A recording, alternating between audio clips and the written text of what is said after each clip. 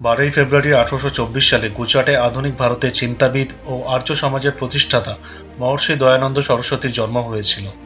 দয়ানন্দ সরস্বতীর প্রধান স্লোগান ছিল বেদের দিকে ফিরে চলো। তিনি একজন মহান যোগী, দার্শনিক, সমাজ সংস্কারক এবং বিপ্লবী নেতা ছিলেন। 10ই এপ্রিল 1875 সালে গুড়ি পড়োয়ার দিন তিনি মুম্বাইয়ে আর্য সমাজ প্রতিষ্ঠা করেন। দয়ানন্দ সরস্বতী শুদ্ধি আন্দোলন শুরু করেছিলেন, যার মাধ্যমে ধর্মান্তরিত ব্যক্তিদের আবার হিন্দু ধর্মে ফিরিয়ে আনা হতো। যারা ইসলাম বা খ্রিস্টান ধর্ম গ্রহণ করেছিলেন তারা এই আন্দোলনের মাধ্যমে পুনরায় হিন্দু ধর্মে ফিরে আসতে পারত। তার রচিত সত্যার্থ প্রকাশ গ্রন্থে তার চিন্তাধারা লিপিবদ্ধ আছে। তিনি বেদকে ঈশ্বর প্রদত্ত জ্ঞান বলে বিশ্বাস করতেন এবং বেদের দিকে ফিরে চলো এই বার্তা প্রচার করেছিলেন। এছাড়াও তিনি স্বাধীনতা আন্দোলন, নিম্নবর্ণের উন্নয়ন, নারী শিক্ষা, বিধবা বিবাহ, যোগ প্রচার এবং হিন্দি ভাষার প্রচার করতে গুরুত্বপূর্ণ ভূমিকা পালন করেছিলেন।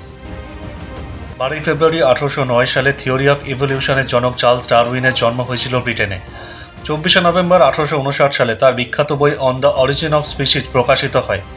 এই বইতে উৎপত্তি ও বিবর্তন তত্ত্ব ব্যাখ্যা করা হয়েছিল, যেখানে তিনি দেখান কিভাবে প্রাণীরা বিবর্তনের মাধ্যমে ধাপে ধাপে পরিবর্তিত হয়েছে এবং মানুষ বানর থেকে বিবর্তিত হয়েছে। চার্লস ডারউইন বিশ্বাস করতেন যে সমস্ত প্রাণীর পূর্বপুরুষ এক ছিল। তার তত্ত্ব অনুযায়ী কিছু বানর পৃথক পরিবেশে বসবাস করতে শুরু করে, যার ফলে ধাপে ধাপে তাদের মধ্যে পরিবর্তন আসতে থাকে। কিছু বানর গাছে বসবাস করত আর কিছু ভূমিতে।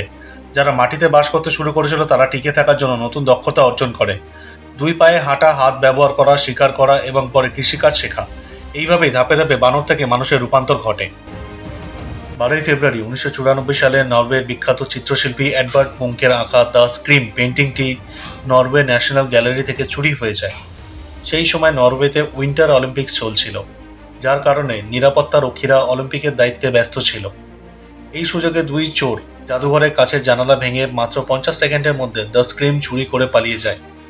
চোররা তাদের পেছনে একটি নোট রেখে যায়, যেখানে লেখা ছিল খারাপ নিরাপত্তার জন্য অসংখ্য ধন্যবাদ।